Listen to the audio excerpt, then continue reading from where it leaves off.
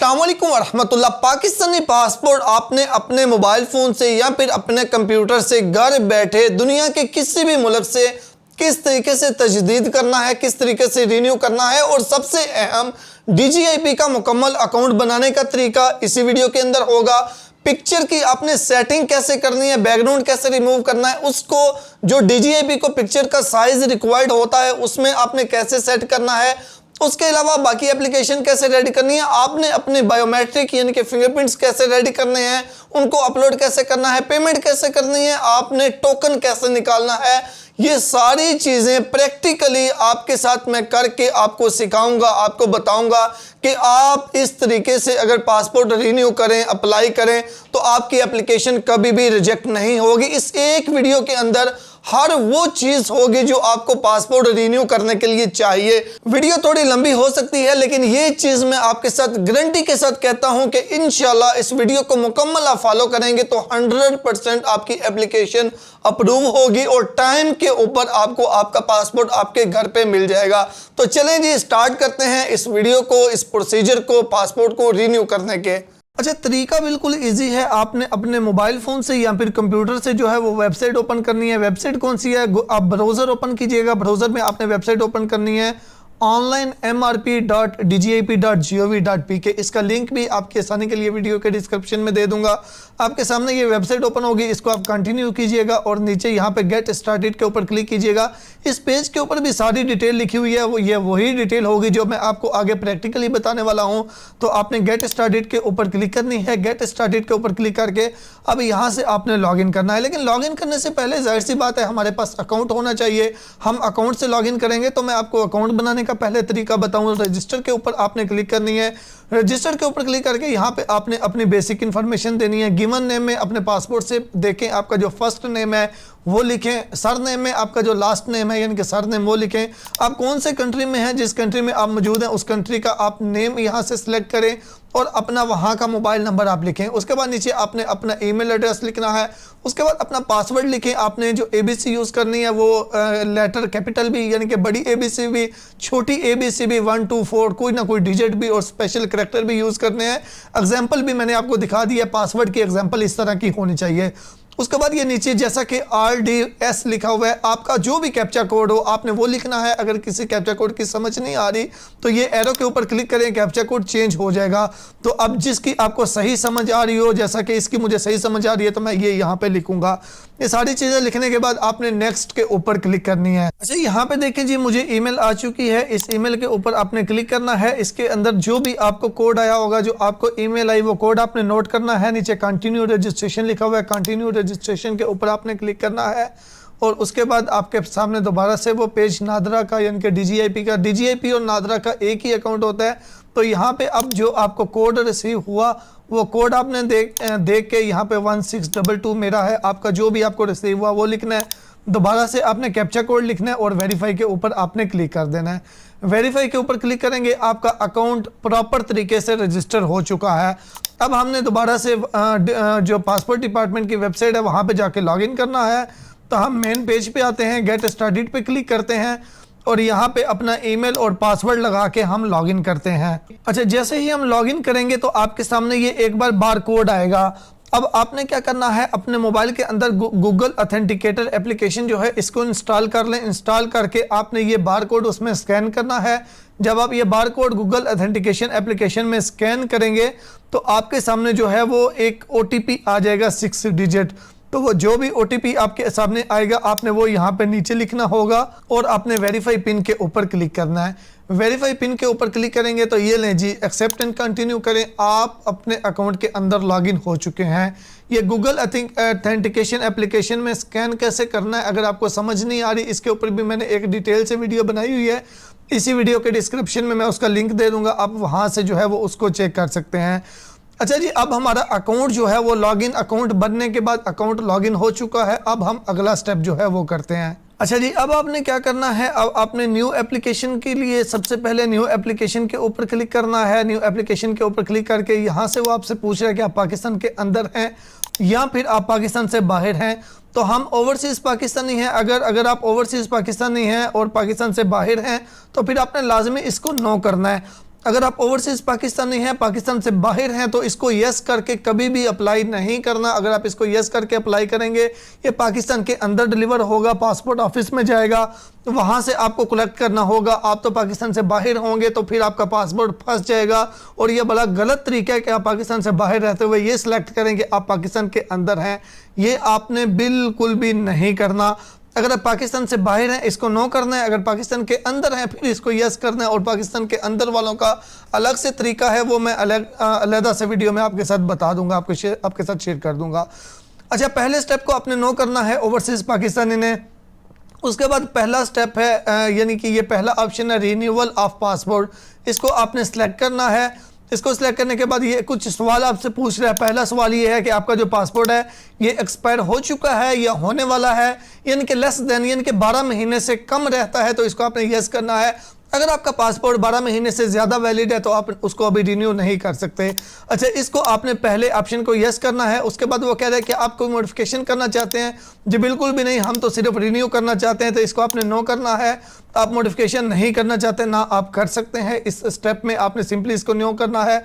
उसके बाद वो कह रहा है क्या आप माइनर का नया पासपोर्ट बना रहे हैं? जी बिल्कुल भी नहीं। माइनर यानी कि बच्चे का, तो हम तो जो है वो रिन्यू कर रहे हैं, तो इसको भी आपने नो करना है। उसके बाद वो पूछ रहा है कि क्या आपने असाइलम अप्लाई किया हुआ है? अगर किसी ने असाइलम अप्लाई किया हुआ है, इसको यस करें, अदरवाइज इसको नो करें। असाइलम जो है वो ओवरसीज जो यूरोप कंट्रीज़ में उनको बेहतर तरीके से पता है। अगर किसी का असाइलम है तो यस करें, अदरवाइज इसको भी नो करें। उसके बाद वो पूछ रहे हैं कि आपके पास कोई रेजिडेंस कार्ड है जो कि असाइलम स्टेटस के साथ, ये भी वही सेम चीज़ असाइलम वाली, इसको भी अगर है तो यस करें, अदरवाइज इसको नो करें। अरब कंट्रीज़ वगैरह वहाँ पे तो ये सिंपली आपने चुप करके नो कर देना है, ठीक है। अच्छा, ये सारी चीज़ें होगी। उसके बाद आएगा जी नीचे 13 डिजिट आइडेंटिटी नंबर। तो यहाँ पे आपने अपना शनाख्ती कार्ड नंबर लिखना है, जो भी आपका शनाख्ती कार्ड नंबर है। शनाख्ती कार्ड नंबर लिखने के बाद ये आगे एरो का निशान है, इसके ऊपर आपने क्लिक कर देनी है। इसको क्लिक करेंगे यानी कि आप अपने आइडेंटिटी नंबर को वेरीफाई कर रहे हैं। इस पर क्लिक करके थोड़ा वेट करेंगे। अगर आपने अगर आपने शनाख्ती कार्ड नंबर सही लिखा होगा तो नीचे एक नया बॉक्स आ जाएगा, वो बोलेगा अपने पासपोर्ट की एक्सपायरी डेट लिखें। तो अपना पासपोर्ट देखें, उसके ऊपर जो भी एक्सपायरी डेट लिखी हुई है वो आप यहाँ पे लिख दें। तो आपने यहाँ पे एक्सपायरी डेट लिखनी है। उसके बाद नीचे start renewal application, start renewal application के ऊपर आपने क्लिक कर देनी है। जैसे ही आप इस पर क्लिक करेंगे, ये आपके सामने एक इस तरह से विंडो ओपन हो जाएगी, जिसमें आपको 5 स्टेप दिए जाएंगे। पहला एप्लीकेशन डिटेल, दूसरी पर्सनल डिटेल, तीसरी एड्रेस और डिलीवरी एड्रेस, उसके बाद चौथी डॉक्यूमेंट्स, फिंगरप्रिंट्स और 5वीं रिव्यू एप्लीकेशन। ये 5 स्टेप्स हमने कंप्लीट करने हैं। इसके ऊपर ये एप्लीकेशन फीस है। अच्छा, ये एक चीज़ अपने पास जहन में रखें। फॉर एग्जांपल मैं यहाँ से सिलेक्शन करता हूँ, आपको नॉर्मल, अच्छा यहाँ पे पहले तो आप सिलेक्शन कर लीजिएगा कि आपने नॉर्मल बनाना है या अर्जेंट बनाना है। अगर अर्जेंट बनाना है, मैं अर्जेंट के ऊपर क्लिक करूँगा। कितने पेजेस वाला बनाना है, यहाँ से आप अपने पेजेस सेलेक्ट कर लीजिएगा। अच्छा, उसके बाद 5 साल वाला बनाना है या 10 साल वाला बनाना है, वो आप यहाँ से सिलेक्ट कीजिएगा। अब यहाँ पे ये 3 चीज़ें जो हमने सेलेक्ट की हैं, इसके हिसाब से यहाँ पे देखें एप्लीकेशन की फ़ीस 10,700 आ रही है। तो अगर आपके पास यहाँ पे जितनी भी फ़ीस आए तो ये फ़ीस बिल्कुल भी फाइनल फ़ीस नहीं है। इसको आप बिल्कुल ये कंसीडर नहीं कीजिएगा। आपने ये नहीं समझना कि ये फाइनल फ़ीस है, क्योंकि फाइनल फ़ीस कब आएगी? जब हम लास्ट स्टेप पे पहुँचेंगे, पेमेंट वाले स्टेप पे। जब हम अपना डिलीवरी एड्रेस वगैरह सारी चीज़ें दे लेंगे तो डिलीवरी एड्रेस वगैरह ऐड होने के बाद जो फ़ीस आएगी वो हमारी फाइनल फ़ीस होगी। यहाँ पे फाइनल फ़ीस का पता नहीं चलेगा। अच्छा जी, ये हो गया। उसके बाद कंट्री ऑफ रेजिडेंस, आप इस टाइम कौन से कंट्री में हैं, जिस कंट्री में भी हैं उस कंट्री को आपने सेलेक्ट करना है। और पासपोर्ट ऑफिस, आप उस कंट्री में आपके करीब कौन सा पासपोर्ट ऑफिस है, जो भी आपके करीब हो आपने उसको यहाँ से सिलेक्ट करना है। उसके बाद बारी आ गई फोटोग्राफ की, तो आपने ब्राउज के ऊपर क्लिक करना है। जहाँ पे भी आपकी पिक्चर पड़ी हुई है आपने अपनी पिक्चर जो है उसको सिलेक्ट करना है और अपलोड कर देना है। पिक्चर को सिलेक्ट करके लाजमी तौर पे आपने अपलोड के ऊपर क्लिक करना है। अपलोड के ऊपर क्लिक करेंगे, अगर आपकी पिक्चर स्पेसिफिकेशन के मुताबिक बिल्कुल सही होगी तो वो यहाँ पे अपलोड हो जाएगी। अगर उसकी डायमेंशन सही नहीं है, उसका साइज सही नहीं है, तो वो एरर दे देगा।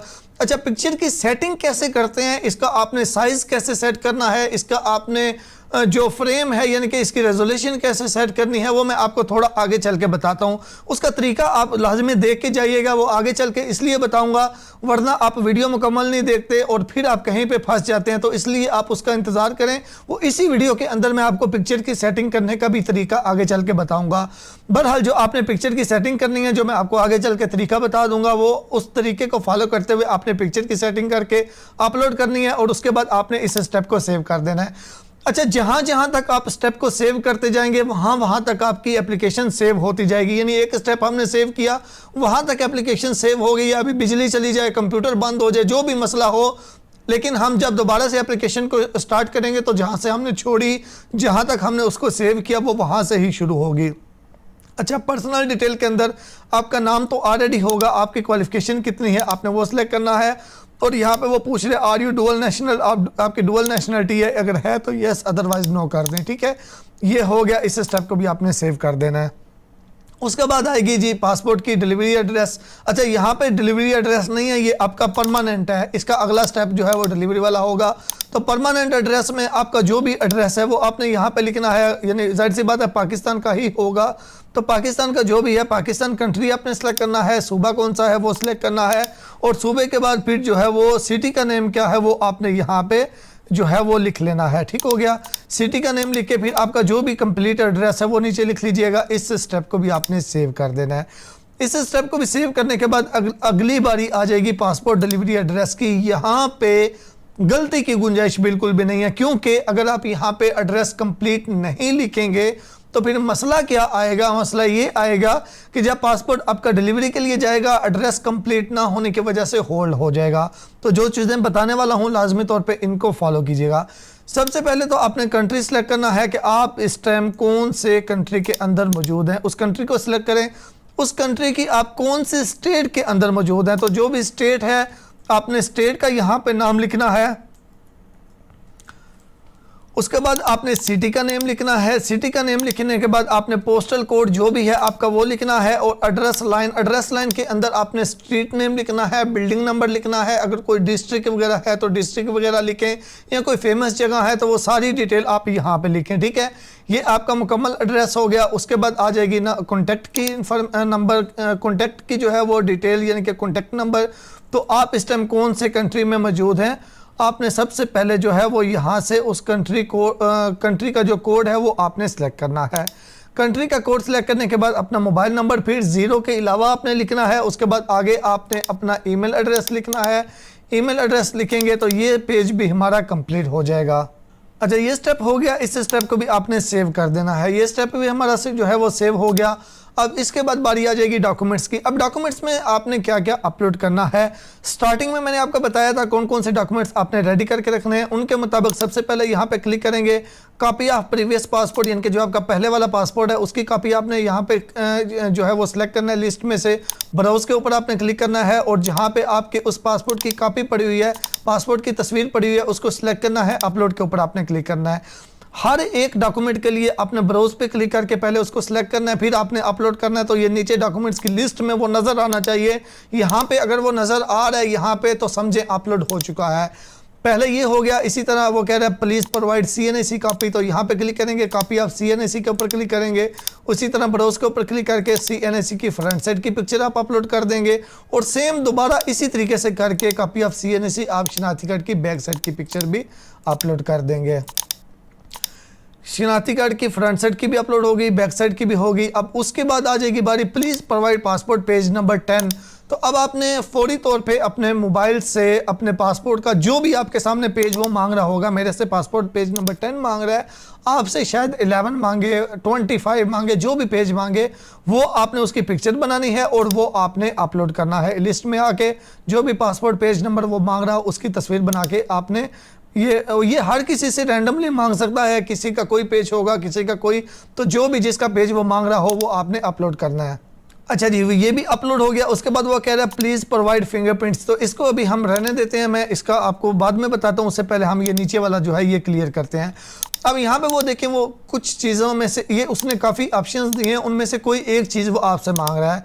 स्कैन ऑफ वीज़ा, यानी कि जिस मुल्क में आप मौजूद हैं वहाँ का वीज़ा भी अपलोड कर सकते हैं। कोई किसी दूसरे कंट्री का आपके पास पासपोर्ट है वो अपलोड कर सकते हैं, या फिर आपका परमानेंट रेजिडेंस कार्ड बना हुआ है वो अपलोड कर सकते हैं, या असाइलम डॉक्यूमेंट बना हुआ है या असाइलम कार्ड बना हुआ है वो अपलोड कर सकते हैं। यानी कि आपने दूसरे कंट्री का जिस बेस के ऊपर आप किसी भी कंट्री में रह रहे हैं, आपने उसका वहाँ का जो भी डॉक्यूमेंट है वो अपलोड करना है। आपने इनके पास परमानेंट कार्ड है जो कि रेजिडेंस कार्ड होता है, तो मैंने यहाँ से लिस्ट में से परमानेंट रेजिडेंस कार्ड पे क्लिक किया और मैं इनकी UAE की ID की फ्रंट साइड की और बैक साइड की पिक्चर जो है वो अपलोड कर दूंगा। तो आप भी इसी तरह अपने जो भी आपका वीज़ा है या फिर आपके पास रेजिडेंस कार्ड है आप उसको सिलेक्ट करके आपने अपलोड कर देना है। ठीक हो गया, ये हमारा अपलोड हो गया। अब उसके बाद आपने क्या करना है, सिर्फ एक चीज़ बाकी रह गई है फिंगरप्रिंट्स की। तो आपने जो है वो फिंगरप्रिंट्स आप रेडी करने हैं। कैसे? सबसे पहले ये डाउनलोड फार्म के ऊपर क्लिक करनी है। डाउनलोड फार्म के ऊपर क्लिक करके आपने ये फिंगरप्रिंट जो फार्म है इसको डाउनलोड कर लेना है। ये देखिए जी हमारे पास ये डाउनलोड हो चुका है। ये इस तरह से कुछ आएगा। अब मैं आपको प्रैक्टिकली दिखाता हूं कि आपने इसको रेडी किस तरीके से करना है। अच्छा, मैं यहाँ पे ना आपको अभी ज़रा जल्दी पिक्चर का समझा लूँ। ये देखें मैंने एक अपनी पिक्चर ली हुई है, रैंडम मेरी पिक्चर है फुल साइज में, लेकिन आप कोशिश करें थोड़ी करीब की, यानी कि पिक्चर अपने मोबाइल से बना लें, यानी कि इतनी जूम करके ऐसे करीब। लेकिन अभी मेरे पास यही थी। फॉर एग्जाम्पल आपके पास ऐसी कोई पिक्चर है, हर मोबाइल के अंदर क्रॉप का ऑप्शन होता है कि आप पिक्चर को क्रॉप कर सकते हैं, या कंप्यूटर से कर रहे हैं तो आप अपनी पिक्चर को जो भी आपके पास है उसको आप पेंट में ओपन कर लें। मैं बिल्कुल वो एप्लीकेशन बता रहा हूं जो हर किसी के पास मौजूद होती हैं। आप पेंट में ओपन कर लें, या फिर आप अपने जो मोबाइल है, मोबाइल के अंदर क्रॉप होता है, क्रॉप से आप जो है वो पिक्चर कर सकते हैं। अब मैं क्या करूंगा, मैं इसका सिर्फ इतना हिस्सा, ये देखें इतना, यानी कि पासपोर्ट के लिए इतना हिस्सा चाहिए होता है, तो मैं सिर्फ इतनी पिक्चर जो है इसको क्रॉप कर लेता हूं और मैं इसको जो है सबसे पहले तो पिक्चर का साइज जो है वो सेट कर लेता हूं। तो ये देखें मैंने इतनी पिक्चर जो है इसको सबसे पहले क्रॉप कर ली। अभी आप देखें यहाँ पे इसका बैकग्राउंड कोई और कलर है, कोई इशू नहीं है। आप इसको पहले इतना क्रॉप करें, सेव करें अपने पास, जहाँ पे भी आप सेव कर रहे हैं। तो मैं इसको पिक्चर को क्रॉप करके सेव कर लेता हूँ। अब उसके बाद आप क्या करें, उसके बाद अपने मोबाइल फोन से या फिर कंप्यूटर से ब्राउजर ओपन करें और वेबसाइट ओपन करनी है remove.bg। आपको इसका जो लिंक है वो भी वीडियो के डिस्क्रिप्शन में आपकी आसानी के लिए दे दूंगा। आप बिल्कुल इजी वेबसाइट है, इसको ओपन करेंगे आपके सामने ये ऑप्शन आ जाएगा इस तरह से। वैसे तो इसके लिए काफ़ी और भी सॉफ्टवेयर यूज़ होते हैं, लेकिन मैं वो आपको वो काम बता रहा हूँ जो बस एक एक क्लिक से हो जाएंगे। अपलोड पिक्चर के ऊपर क्लिक करना है, जो मेरी पिक्चर है मैं उसको सिलेक्ट करूंगा। तो आप देखें बस मैंने पिक्चर को सिलेक्ट किया तो फौरन ये इसका बैकग्राउंड रिमूव कर देगा। ये देखें बैकग्राउंड रिमूव हो गया। अब इसको मैं यहाँ से डाउनलोड कर लेता हूँ और मैं इसको फ्री वाला डाउनलोड कर लूँगा। ये पिक्चर देखें जी मेरे पास यहाँ पे डाउनलोड हो चुकी है। इसको मैं एक बार दोबारा से पेंट में ओपन करूँगा। तो मैं इस पिक्चर को ओपन कर लेता हूँ पेंट के अंदर। ये देखें पेंट के अंदर ओपन करके मैं इसको JPEG फाइल के अंदर सेव कर लूँगा। JPEG के अंदर मैं जैसे ही इसको पहले वाली के साथ रिप्लेस करके सेव करता हूँ तो ये सब कुछ मैं क्लोज करता हूँ। अब मैं आपको दिखाता हूँ मेरी पिक्चर जो है वो सेव हो चुकी है और किस तरह सेव हुई है। ये देखें इस तरह से मेरी पिक्चर वाइट बैकग्राउंड के साथ आ चुकी है। अब इसके बाद क्या करना है, इसके बाद आपने एक वेबसाइट ओपन करनी है। अब जो 20 KB वाला इशू है ना उसको हमने जो है वो सॉल्व करना है। तो अब गूगल में लिखें पिक्चर साइज रिड्यूसर। अब ये लिख के सर्च करेंगे, पहली ये resizepixel.com है वेबसाइट है, इसको आप ओपन करेंगे। सिंपली इसको ओपन करें, अपलोड इमेज के ऊपर क्लिक करें, जो आपकी पिक्चर है उसको आप सिलेक्ट करें। उसको सिलेक्ट करके जहां पे ये 20 KB लिखा हुआ है ना इस साइड पे देखें, या आपके पास कुछ और लिखा हुआ आएगा। आप इसको यहां से 20 करें, आगे KB करें, कंप्रेस के ऊपर आपने क्लिक कर देना है। कंप्रेस के ऊपर क्लिक करके नीचे इस कोने में देखें लिखा हुआ है go to download. Go to download के ऊपर आपने क्लिक करना है, डाउनलोड इमेज के ऊपर आपने क्लिक करना है।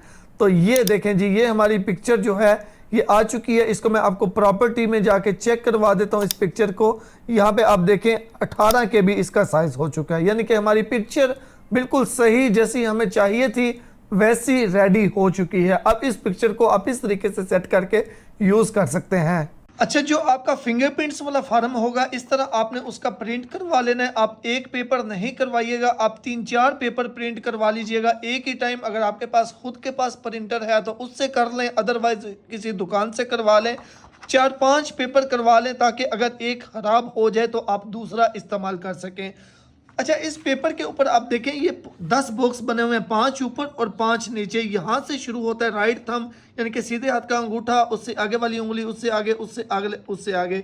इसी तरह यहाँ पे ये उल्टे हाथ का अंगूठा, साथ उससे आगे वाली उंगली, फिर उससे आगे, फिर उससे आगे और लास्ट वाली। इस तरह से ये आपका फिंगरप्रिंट्स फॉर्म आएगा। और उसके अलावा आपको एक इस इंक पैड की ज़रूरत पड़ेगी। आप किसी भी दुकान से ब्लैक भी इस्तेमाल कर सकते हैं, ब्लू भी इस्तेमाल कर सकते हैं, रेड भी इस्तेमाल कर सकते हैं। आप कोई भी फिंगरप्रिंट्स इंक जो है वो आप कोई भी इंक पैड ले सकते हैं किसी भी कलर का, लेकिन जब हम स्कैनिंग करेंगे तो हम इसको सेट कर सकते हैं वहाँ से। अच्छा, इस तरह का आपने कोई भी इंक पैड जो है वो अरेंज कर लेना है। आपने कोशिश करनी है जो ये इंक पैड आप अरेंज करें, यानी कि ये ज़्यादा पतला नहीं होना चाहिए। देखिए मैं ऐसे इसको लगा भी रहा हूँ तो ये बहुत ज़्यादा नहीं लग रहा, पहली चीज़। और आपने देखा होगा मैंने इसके ऊपर 3-4 बार ऐसे किया है। 3-4 बार आपने कभी भी ऐसे नहीं करना। आपने क्या करना है, यहाँ पे ये देखिए मेरा फिंगर है, तो सिर्फ एक बार मैंने ऐसे टच करना है, एक बार करके बराबर ऐसे चारों साइडों पे लग जाए, ज़्यादा नहीं इसको दबाना। यहाँ पे देखिए इंक मेरी लग चुकी है। अब उसके बाद आपने एक चीज़ का ख्याल करना है कि इस पेपर के ऊपर आपकी कोई भी फिंगर डबल टच नहीं होनी चाहिए। डबल टच का मतलब ये है कि फॉर एग्जांपल मैं यहाँ पे फिंगर लगा रहा हूँ, एक अक्सर हमारी आदत होती है हम लगा के ऐसे ऐसे ऐसे ऐसे करते रहते हैं। ऐसे ऐसे आपने बिल्कुल भी नहीं करना, एक ही बार प्रेस करके फ़ौरन से ऊपर रिमूव कर लेना है। इसका मैं आपको आसान तरीका बताता हूँ। बिल्कुल प्लेन सरफेस के ऊपर आप इसको रखें और ऐसे पेपर के ऊपर टच करके फ़ौरन से टच करके ऐसे पीछे रिमूव कर लें। अब मैंने इसको पूरा टच नहीं किया, उसका रीज़न ये है कि मैं अभी इस पेपर के ऊपर फिंगरप्रिंट्स लगाना नहीं चाहता, क्योंकि अगर फिंगरप्रिंट्स लगा के तो वो वीडियो में आपके साथ फिंगरप्रिंट शेयर करूँगा तो ये एक प्राइवेसी के खिलाफ हो जाता है। लेकिन मकसद ये है। अच्छा, सबसे पहले ये आपको मैंने बता दी है 10 बॉक्स। अब जिन बॉक्स के अंदर NA लिखा हुआ है उसको आपने हाल ही छोड़ना है, उसमें फिंगरप्रिंट्स बिल्कुल नहीं लगाने। जैसा कि यहाँ पे मेरा फॉर्म जो है इसमें देखें राइट हैंड का थंब यानी कि सीधे हाथ का सिर्फ अंगूठा लगाना है, आगे शहादत वाली उंगली में NA लिखा हुआ है यानी कि ज़रूरत नहीं है, नॉट एप्लीकेबल।